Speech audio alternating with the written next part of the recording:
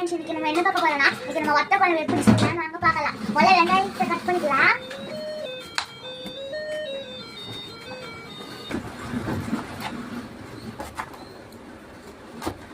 அடுத்து நம்ம தக்காளி கட் பண்ணிக்கலாம்.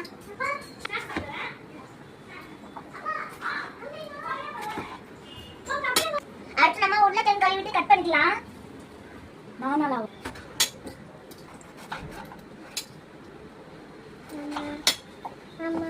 இப்ப நம்ம தேங்காவை அரைச்சுக்கலாம். இப்ப நம்ம தேங்காவை வடிகட்டி எடுத்துக்கலாம்.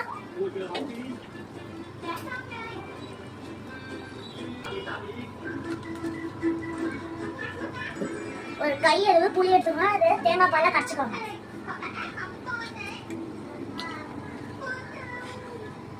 இப்ப நம்ம புளியை கரைச்சி எடுத்தாச்சு. அடுத்து நம்ம மசாலா சேர்த்துக்கலாம். என்ன மசாலா? மீன் குழம்பு மசாலா 2 ஸ்பூன்.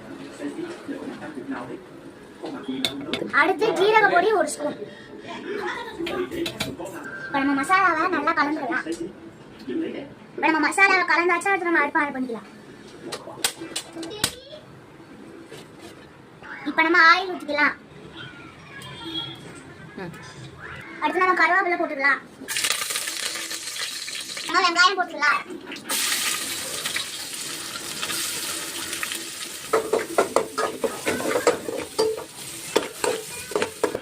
வெங்காயம் ரொம்ப நேரம் ஆகறனால நான் இப்ப ஸ்நாக்ஸ் பசிக்குதுன்னா ஸ்நாக்ஸ் சாப்பிட போறேன்.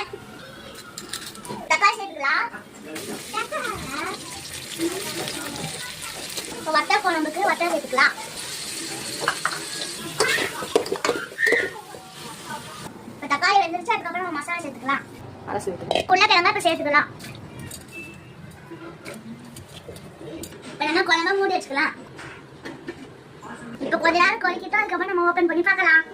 இப்போ குழம்பு ரெடி ஆயிடுச்சு. வாங்க திறந்து பார்க்கலாம்.